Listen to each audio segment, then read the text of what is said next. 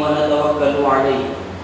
ونعوذ بالله من شرور أنفسنا ومن سيئات أعمالنا من يهده الله فلا مضل له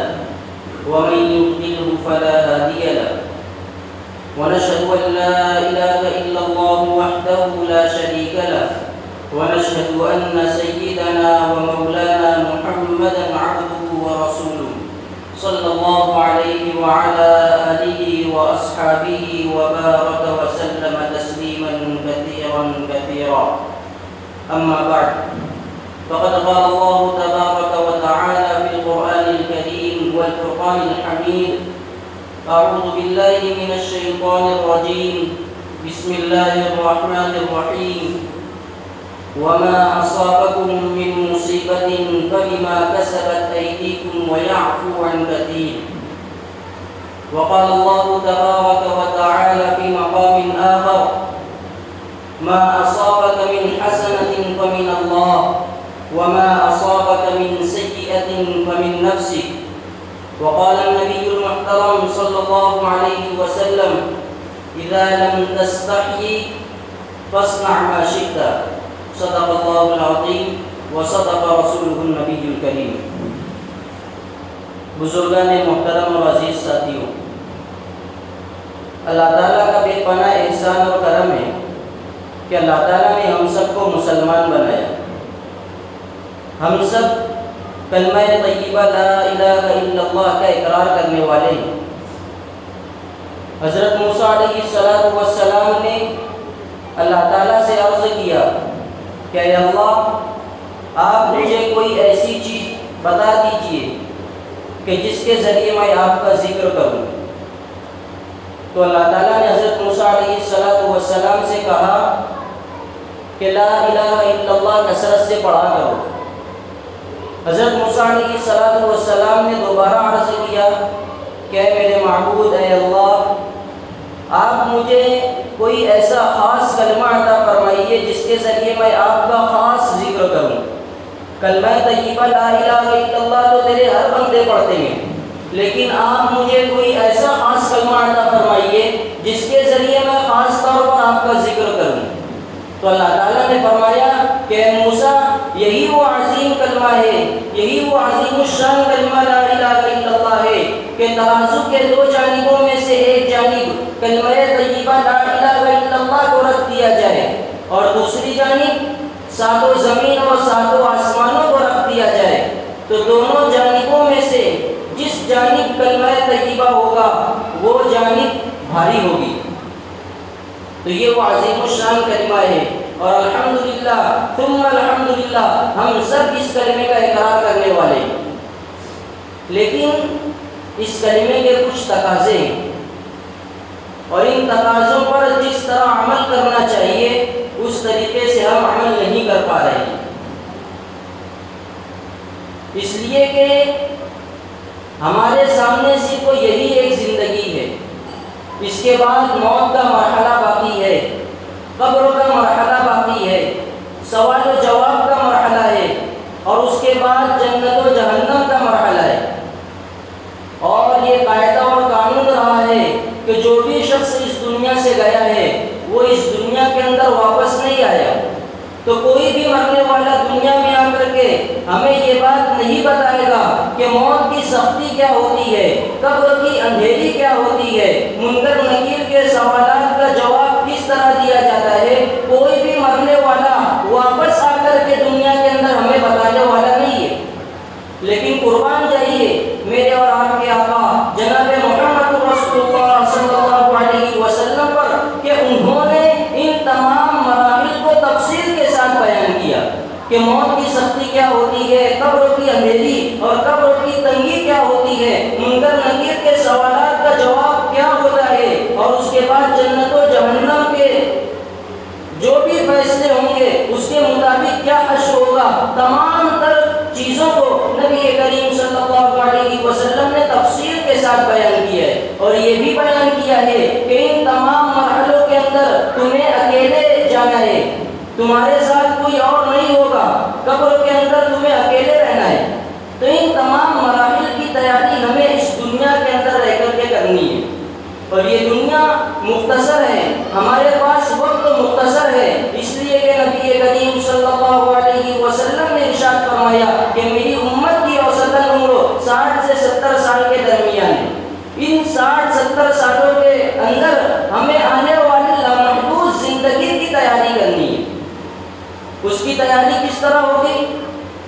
اس کی تیاری اس طرح ہوگی کہ ہم اپنے آپ کو گناہوں سے بچا کر اس کی تیاری کر سکتے ہیں، اپنے آپ کو گناہوں سے بچا کر، گناہوں سے اجتناب کر کے، گناہوں سے پرہیز کر کے آنے والی لامحدود زندگی کو ہم بنا سکتے ہیں، سنوار سکتے ہیں۔ گناہ انسان بہت کرتا ہے، اور گناہ کے لیے قرآن کریم کے اندر بہت سارے الفاظ ذکر کیے گئے ہیں۔ گناہ کو ذنب بھی کہتے ہیں، معصیت بھی کہتے ہیں، سیئہ بھی کہتے ہیں، خطیئہ بھی کہتے ہیں، اسم بھی کہتے ہیں، فسق بھی کہتے ہیں، فجور بھی کہتے ہیں، اور فساد بھی کہتے ہیں۔ عربی زبان کے اندر گناہ کے لیے بہت سارے الفاظ ذکر کیے گئے ہیں، اور خود اللہ تبارک و تعالیٰ نے قرآن کریم کے اندر بہت سارے الفاظ کو استعمال بھی کیا ہے۔ گناہ کے بھی درجات متعین کیے گئے ہیں۔ گناہ دو قسم کے ہوتے ہیں، ایک قسم گناہ کبیرہ کہلاتی ہے اور دوسری قسم گناہ صغیرہ کہلاتی ہے۔ گناہ کبیرہ کہتے ہیں بڑے گناہوں کو، اور گناہ صغیرہ کہتے ہیں چھوٹے گناہوں کو۔ قبل اس کے کہ ہم ان دونوں گناہوں کو سمجھیں، گناہ کس کو کہتے ہیں؟ گناہ کہتے ہیں ترک المامورات و فعل المحظورات، کہ معمورات کو چھوڑ دینا اور محظورات کو اختیار کر لینا۔ یعنی اللہ تبارک و تعالیٰ نے اور نبی کریم صلی اللہ علیہ وسلم نے جن کاموں کو کرنے کا حکم دیا ہے ان کاموں کو چھوڑ دینا، اور جن کاموں سے بچنے کا اور جن کاموں کے نہ کرنے کا حکم دیا ہے ان کاموں کو کرنے لگنا، یہ گناہ کہلاتا ہے۔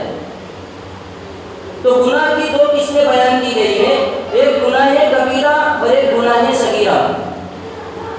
گناہ کبیرہ کہتے ہیں ایسے کام اور ایسے افعال کو انجام دینا جس پر اللہ اور اس کے رسول صلی اللہ علیہ وسلم کی جانب سے وعید بیان کی گئی ہو، اس پر اللہ اور اس کے رسول کی طرف سے سزا بیان کی گئی ہو، اللہ اور اس کے رسول کی طرف سے لعنت بیان کی گئی ہو، اور جہنم میں داخلے کا پروانہ اس پر سنایا گیا ہو۔ ایسے کام اور ایسے افعال کو انجام دینا گناہ کبیرہ کہلاتا ہے۔ اور گناہ صغیرہ وہ کام کہلاتا ہے جس کے کرنے پر یہ ساری وعیدیں وارد نہ ہوئی ہوں۔ حضرت علامہ ابن قیم جوزی رحمہ اللہ کہتے ہیں، انہوں نے اپنی کتاب کے اندر لکھا ہے کہ گناہ صغیرہ جب انسان بار بار کرتا ہے، گناہ صغیرہ کا اصرار کرتا ہے، منع کرنے کے باوجود بھی وہ گناہ کرتا رہتا ہے، حالانکہ وہ چھوٹا گناہ ہے، اور چھوٹے گناہ کو بھی گناہ نہیں سمجھتا، تو یہ چھوٹا گناہ بھی بڑا گناہ بن جاتا ہے۔ اور گناہ کبیرہ کے متعلق ہے کہ جب تک انسان اس سے توبہ نہیں کرتا ہے وہ گناہ معاف نہیں ہوتا۔ اور بعض علماء نے یہاں تک لکھا ہے کہ گناہ ہونے میں دونوں گناہ برابر ہے، خواہ وہ گناہ کبیرہ ہو یا گناہ صغیرہ ہو، چھوٹے گناہ ہو یا بڑے گناہ ہو، دونوں گناہ آپس میں گناہ ہونے میں برابر ہے۔ مثال کے طور پر دو گلاس لیجئے، ایک گلاس پانی سے بھرا ہوا ہو اور دوسرا گلاس اس کے اندر پانی تھوڑا ہو۔ تھوڑے سے پانی کے گلاس میں آپ پیشاب ڈال کر کے اسے بھر دیجئے تو اسے کوئی بھی نہیں پیے گا، اس لیے کہ وہ پورا کا پورا پانی ناپاک ہو گیا۔ اور دوسرا گلاس جو پانی سے بھرا ہوا ہے اس کے اندر صرف ایک قطرہ پیشاب کا ڈالیے اور دوسرے سے کہیے پی، وہ نہیں پیے گا۔ اسی طریقے سے چھوٹا گناہ یہ بھی گناہ ہے اور بڑا گناہ یہ بھی گناہ ہے۔ جس طریقے سے ہم بڑے بڑے گناہوں سے بچتے ہیں، پرہیز کرتے ہیں، اجتناب کرتے ہیں اور اس سے بچ کر کے زندگی گزارتے ہیں، اسی طریقے سے ہمیں چاہیے کہ ہم چھوٹے چھوٹے گناہوں سے بھی بچ کر کے اپنی زندگی گزاریں، اس لیے کہ انسان کی ہلاکت و بربادی کے لیے جس طریقے سے بڑا گناہ مؤثر ہے، اسی طریقے سے چھوٹا گناہ یہ بھی انسان کو ہلاک و برباد کر دیتا ہے۔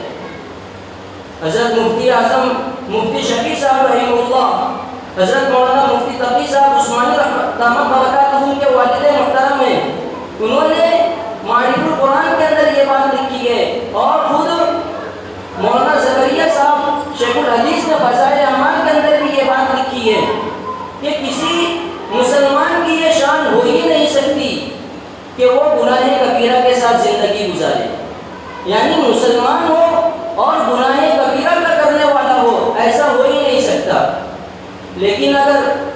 بشر ہونے کے تقاضے، انسان ہونے کی وجہ سے کوئی کبیرہ گناہ اس سے سرزد ہو جائے، کوئی بڑا گناہ اس سے ہو جائے،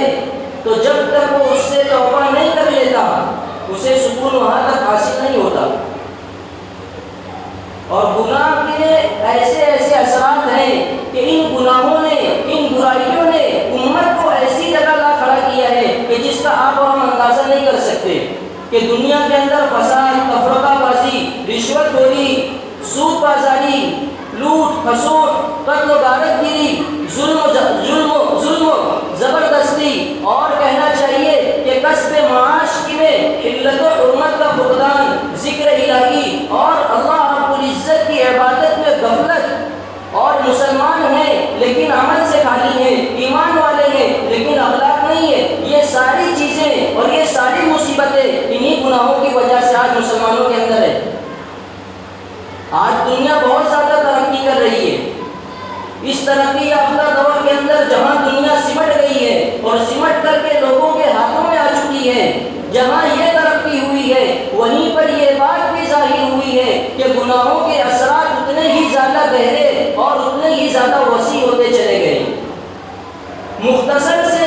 وقت میں معمولی سی برائی بھی بہت جلدی دنیا کے اندر پنپنے لگتی ہے اور بہت جلدی دنیا کے اندر بڑھنے لگتی ہے،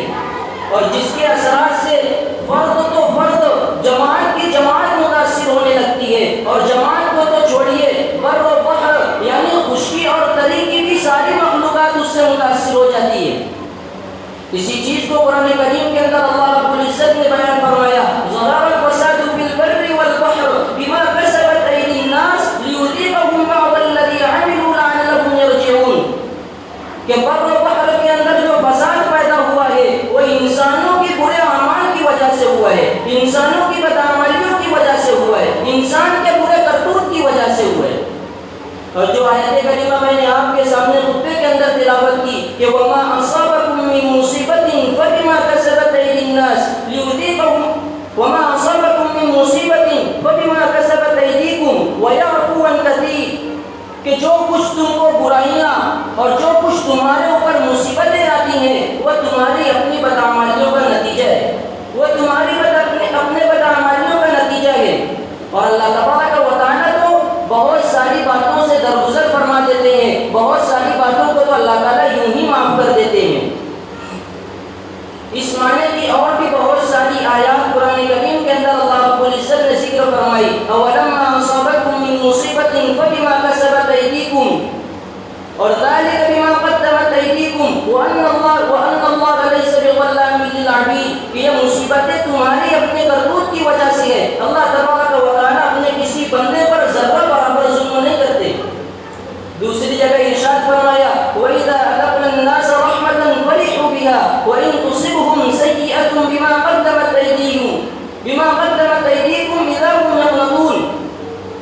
کہ جب ہم اپنی جانب سے انسانوں کو رحمت عطا فرماتے ہیں، رحمت کا مزہ چکھاتے ہیں، ان کو فرحت اور شادمانی اور خوشی عطا فرماتے ہیں، تو اس پر بندہ خوش ہوتا ہے اور اترانے لگتا ہے، لیکن جب اسے کوئی مصیبت پہنچتی ہے، جب بندے کو کوئی مصیبت پہنچتی ہے اور وہ بھی اس کی بدعمالیوں کی وجہ سے پہنچتی ہے تو اذا هم يقنطون، تو وہ نا امید ہو جاتا ہے اور یہاں تک کفریہ جملہ کہنے لگتا ہے کہ کیا اللہ تعالیٰ کو میں ہی ملا تھا، ساری دنیا میں صرف اللہ کو میں ہی دکھا،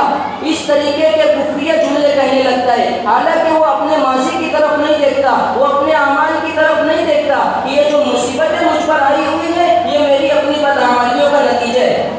اللہ تبارک و تعالیٰ کسی بندے پر ظلم نہیں کرتے، لیکن انسان جب برے اعمال کرنے لگتا ہے، گناہوں کے ساتھ زندگی گزارتا ہے، تو پھر اللہ رب العزت کا فیصلہ ہے کہ جو جیسا کرتا ہے ویسا بھرتا ہے۔ جب اس نے برے اعمال کیے تو برے اعمال کے اچھے نتائج کبھی نہیں آنے والے۔ اذا هم يقنطون، تو جب برے اعمال کی وجہ سے اس پر کوئی مصیبت آتی ہے تو اللہ سے نا امید ہو جاتا ہے۔ اور ایک جگہ سورہ بقرہ کے اندر اللہ رب العزت نے ارشاد فرمایا ومن اعرض عن ذکری فإن له معیشة ضنکا ونحشره یوم القیامة اعمى قال رب لم حشرتنی اعمى وقد كنت بصیرا قال كذلك اتتك آیاتنا فنسیتها وكذلك اليوم تنسى وكذلك نجزی من اسرف ولم يؤمن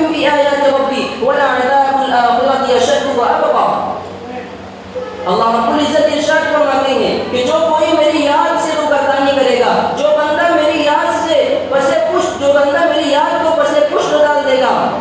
وَمَنْ أَعْرَضَ عَنْ ذِكْرِي فَإِنَّ لَهُ مَعِيشَةً ضَنْكًا، تو میں اس کی زندگی کو تنگ کر دوں گا، اس کے معاش کو تنگ کر دوں گا، اس کی روزی کو تنگ کر دوں گا۔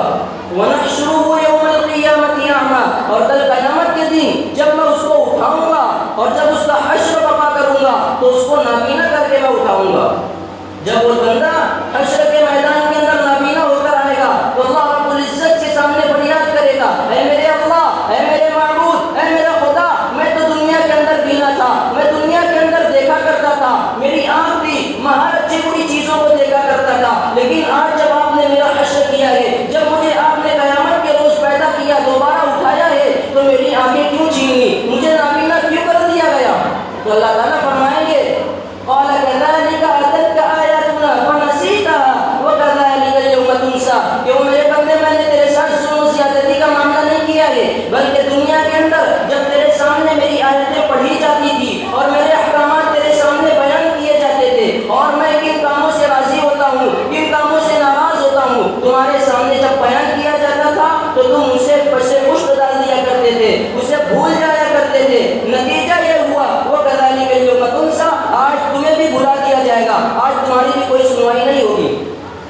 اس کے بعد قرآن کریم کے اندر اللہ رب العزت نے ایک قاعدہ بیان کیا، ایک قانون بیان کر دیا، ایک ضابطہ بیان کر دیا، وَكَذَلِكَ نَجْزِي مَنْ أَسْرَفَ وَلَمْ يُؤْمِنْ بِآيَاتِ رَبِّهِ وَلَعَذَابُ الْآخِرَةِ أَشَدُّ وَأَبْقَىٰ، کہ اسی طرح ہم ہر اس شخص کو بدلہ دیا کرتے ہیں جو حد تجاوزی کرتا ہے اور اپنے پروردگار کی آیات پر ایمان نہیں لاتا، اپنے پروردگار کے احکامات پر عمل نہیں کرتا۔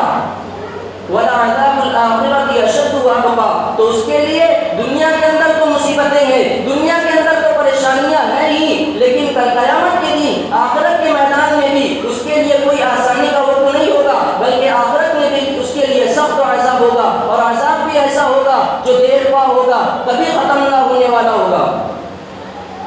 میرے عزیز دوستو، قرآن کریم کے اندر تو اللہ رب العزت نے ان ساری آیات کے ذریعے سے اپنے بندوں کو بتایا کہ تمہارے اوپر دنیا میں جو مصیبتیں، جو حالات آتے ہیں، وہ تمہارے اپنے گناہوں کی بدولت ہے۔ اور جب کوئی قوم برائی کے اندر مبتلا ہو جاتی ہے تو پھر اس قوم کو ہلاک کر دیا جاتا ہے، اس قوم کو برباد کر دیا جاتا ہے، اس قوم کو صفحہ ہستی سے مٹا دیا جاتا ہے، اس لیے کہ ان برائیوں کی وجہ سے سماج اور معاشرے میں بھی برائیاں عام ہو جاتی ہیں۔ رزق کے اندر تنگی انہی برائیوں کی وجہ سے پیدا ہوتی ہے، اور تو اور سماج اور معاشرہ اشتراک اور انتشار کا شکار ہو جاتا ہے، فساد عام ہو جاتا ہے، لڑائی جھگڑے عام ہو جاتے ہیں، گھروں کے اندر جھگڑے ہونے لگتے ہیں، اور سب سے بڑھ کر کے یہ کہ ان لوگوں پر اللہ رب العزت دشمن کا خوف ڈال دیتا ہے، دشمن کا روب اور دبدبہ ان کے اوپر اللہ رب العزت مسلط کر دیتے ہیں۔ ایک حدیث پاک ہے کہ نبی کریم صلی اللہ علیہ وسلم صحابہ کرام کے ساتھ تشریف فرما دیں، صحابہ کرام کو مخاطب کر کے فرمانے لگے کہ اے مہاجرین کی جماعت، 5 چیزیں ایسی ہیں کہ جب تم ان میں مبتلا ہو جاؤ گے، آگے اللہ کے رسول صلی اللہ علیہ وسلم نے دعا کی کہ میں اللہ سے پناہ طلب کرتا ہوں کہ تم ان میں مبتلا ہو، یعنی تم ان میں ہرگز مبتلا نہ ہونا، تم ان میں ہرگز مبتلا نہ ہونا۔ وہ 5 چیزیں، ان میں سے سب سے پہلی چیز جو آپ صلی اللہ علیہ وسلم نے صحابہ کرام کی جماعت کے سامنے بیان فرمایا وہ یہ کہ جب اعلانیہ گناہ عام ہونے لگے، اعلانیہ فسق و فجور اور زناکاری ہونے لگے، تو پھر اس وقت اللہ رب العزت اس قوم پر طاعون اور ایسی بیماریوں کو مسلط کر دیتے ہیں کہ ان سے پہلے لوگوں کے اندر وہ برائیاں، وہ بیماریاں نہیں ہوتی، یعنی نئی بیماریاں وجود میں آنے لگتی ہیں۔ اور دوسری بات جو نبی کریم صلی اللہ علیہ وسلم نے بیان فرمائی وہ یہ تھی کہ جب لوگ ناپ تول میں کمی کرنے لگتے ہیں تو پھر اللہ رب العزت ان لوگوں کو قحط سالی میں مبتلا کر دیتے ہیں، رزق کی تنگی میں مبتلا کر دیتے ہیں، اور ان پر ایسے لوگوں کو مسلط کر دیتے ہیں جو ان پر ظلم اور زیادتی کرتے ہیں۔ تیسری بات نبی کریم صلی اللہ علیہ وسلم نے جو بیان فرمائی وہ یہ تھی کہ جب لوگ اپنے زکوٰۃ ادا نہ کریں۔ جب لوگ اپنے مالوں کی زکوٰۃ ادا کرنے سے رک جاتے ہیں تو اللہ رب العزت ان لوگوں پر بارش کو روک لیتے ہیں۔ لیکن آگے نبی کریم صلی اللہ علیہ وسلم نے بیان فرمایا کہ اگر یہ بے زبان جانور نہ ہوتے تو اللہ رب العزت بارش کا ایک قطرہ بھی نازل نہ کرتے، لیکن ان جانوروں کی وجہ سے اللہ رب العزت بارش برسا دیتے ہیں۔ اور چوتھی بات نبی کریم صلی اللہ علیہ وسلم نے جو بیان فرمائی وہ یہ تھی کہ جب لوگ اللہ اور اس کے رسول صلی اللہ علیہ وسلم کے عہد و پیمان کو چھوڑ دیتے ہیں تو پھر اللہ رب العزت ان لوگوں پر ایسے لوگوں کو مسلط کر دیتے ہیں جو ان سے ان کی چیزوں کو چھین لیتے ہیں۔ آج آپ دیکھ لیجئے ہمارے ملک ہندوستان کے اندر کیسے کیسے قوانین بنائے جا رہے ہیں۔ وقف کا قانون آیا تو اس کے اندر ہماری مساجد کو ہم سے چھینا جا رہا ہے، ہمارے مدارس کو ہم سے چھینا جا رہا ہے، اور خانقاہوں کو اور مزارات کو چھین چھین کر کے ہم سے لیا جا رہا ہے۔ اوقاف کی کوئی زمین ہمارے پاس باقی نہ رہے، ایسے قانون بنائے جا رہے ہیں۔ ایسا کیوں ہو رہا ہے؟ اس لیے کہ ہم نے اللہ اور اس کے رسول صلی اللہ علیہ وسلم سے جو عہد و پیمان کیا تھا، اللہ کی عبادت و ریاضت پر، نبی کریم صلی اللہ علیہ وسلم کے طریقوں کو اپنانے پر آج ہم ان عہد و پیمان کو چھوڑ کر کے زندگی گزار رہے ہیں۔ اور پانچویں چیز جو نبی کریم صلی اللہ علیہ وسلم نے بیان فرمائی تھی وہ یہ تھی کہ جب کسی قوم کے حکمراں اور ذمہ دار قرآن و سنت کے خلاف فیصلے کرنے لگیں گے تو اس قوم میں اختلاف اور پھوٹ کو پیدا کر دیا جائے گا۔ تو یہ سارے گناہوں کے اثرات ہیں، لیکن ہمارا مذہب اسلام کامل و مکمل مذہب ہے۔ حجۃ الوداع کے موقع پر آیت کریمہ نازل ہوئی، الیوم اکملت لکم دینکم واتممت علیکم نعمتی ورضیت لکم الاسلام دینا۔ اللہ رب العزت نے فرمایا کہ آج کے دن ہم نے تمہارا دین تمہارے لیے مکمل کر دیا۔ تو اسلام کے اندر ہر چیز کا علاج ہے، ہر چیز کا مسئلہ بیان کیا گیا ہے۔ اب انسان یہ سمجھے کہ میں گناہ کر چکا تو اب میری توبہ نہیں ہوگی، ایسا نہیں ہے، بلکہ نبی کریم صلی اللہ علیہ وسلم نے ارشاد فرمایا کل بنی آدم خطاء وخیر الخطائین التوابون، کہ آدم کی تمام اولاد سے گناہ ہوں گے، خواہ وہ عالم ہو، حافظ ہو، مفتی ہو، محدث ہو، مفسر ہو، فقیہ ہو، شیخ الاسلام ہو، حکیم الاسلام ہو، جو کوئی بھی ہو، کتنا بھی بڑا نیک سے نیک انسان کیوں نہ ہو، اس سے گناہ ہوگا۔ لیکن سب سے بہترین گناہ گار وہ ہے جو گناہ کرنے کے بعد توبہ کر لے، جو گناہ کرنے کے بعد توبہ کر لے۔ ایسا نہ ہو کہ گناہ کرنے کے بعد ہم نا امید ہو جائے اور گناہ کرنے کے بعد دل کے اندر شرمندگی پیدا نہ ہو، دل کے اندر ندامت پیدا نہ ہو، ایسا نہ ہو، بلکہ اگر گناہ ہو جائے تو انسان اور مسلمان کی شان یہ ہے کہ وہ گناہ کے ساتھ زندگی نہیں گزار سکتا۔ جہاں گناہ ہو فوراً صلاۃ التوبہ پڑھ کر کے اللہ رب العزت سے سچی پکی توبہ کر لینی چاہیے۔ آخر میں چار باتیں اپنے ذہن میں رکھ کر کے یہاں سے اٹھے جو پورے بیان کا خلاصہ ہوگا۔ سب سے پہلی بات تو یہ کہ اللہ رب العزت نے اپنے گنہگار بندوں کے خاطر قرآن کریم کے اندر ارشاد فرمایا قل یا عبادی الذین اسرفوا علی انفسهم لا تقنطوا من رحمۃ اللہ ان اللہ یغفر الذنوب جميعا انہ هو الغفور الرحیم، کہ میرے وہ بندو جنہوں نے اپنی جانوں پر ظلم کیا ہے، یعنی جنہوں نے گناہوں کے ساتھ زندگی گزاری ہے، لا تقنطوا من رحمۃ اللہ، اللہ کی رحمت سے نا امید نہ ہو۔ ان اللہ یغفر الذنوب جميعا، اللہ تبارک و تعالی تمام گناہوں کو معاف کرنے پر قادر ہے اور اللہ سے کوئی پوچھنے والا نہیں ہے۔ انہ هو الغفور الرحیم، بے شک اللہ رب العزت بہت زیادہ بخشنے والے، رحم کرنے والے ہیں۔ اور دوسری چیز یہ کہ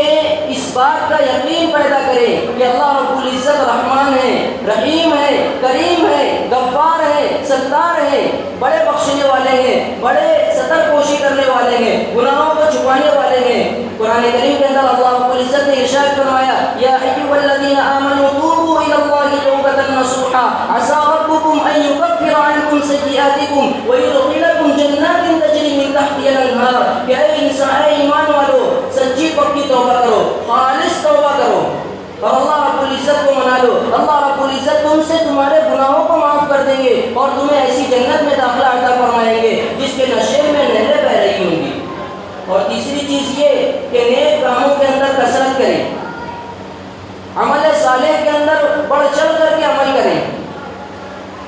ایسے اعمال کو انجام دے کہ جس سے ہم جنت کے قریب ہوں اور دوزخ سے دور ہوں۔ اور چوتھی چیز یہ کہ اللہ رب العزت سے ہر وقت توبہ و استغفار کرتے رہیں۔ توبہ کرنے کے لیے علماء نے بیان فرمایا کہ 3 چیزیں ضروری ہے کہ جب انسان کی اس بات کا احساس ہو کہ میں نے فلاں گناہ کیا ہے تو اس گناہ پر شرمندگی اور ندامت کرے اور بالفور اسے چھوڑ دے اور آئندہ کبھی نہ کرنے کا عزم اور پختہ ارادہ کر لے۔ یہ 3 کام کریں۔ جیسے آج تک ہم نماز نہیں پڑھ رہے تھے، بے نماز